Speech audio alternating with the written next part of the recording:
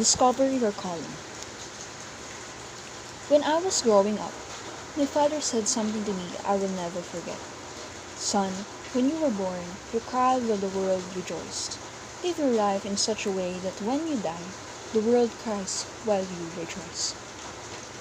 We live in an age where we have forgotten what life is all about.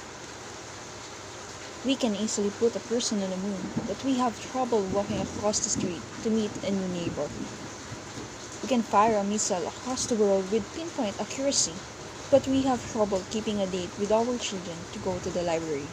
We have email, fax machines, and digital phones so that we can stay connected, and yet we live in a time where human beings have never been less connected.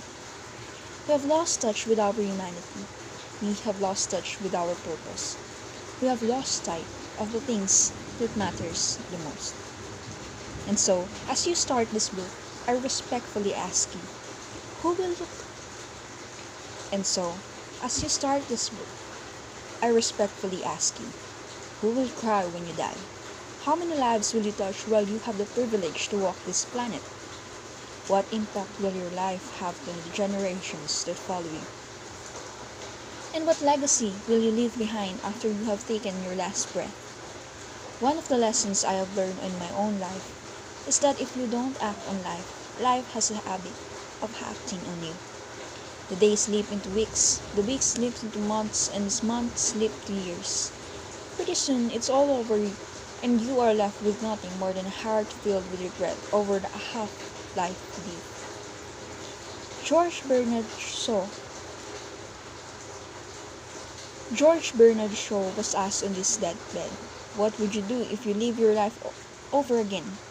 He reflected, then replied with a deep sigh, "I'd like to be a person I could have been but never was. I've written this book so that this will never happen to you." As a professional speaker, I spend much of my work delivering keynote addresses and conferences across North America, flying city to city, sharing my insights on leadership in business and in life with many different people.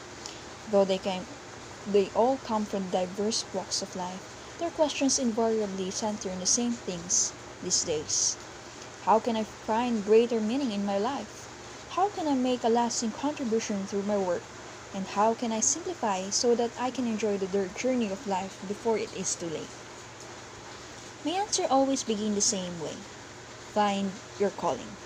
I believe we all have special talents that are just waiting to be engaged in a worthy pursuit. We are all here for some unique purpose, some noble objective that will allow us to manifest our highest human potential while we, at the same time, add value to the lives around us. Finding your calling doesn't mean you must leave the job you now have.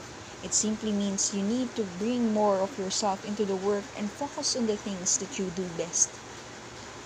It means you have to stop waiting for other people to make the change you desire, and as Mahatma Gandhi noted, be the change that you wish to see most in your world, and once you do, your life will change.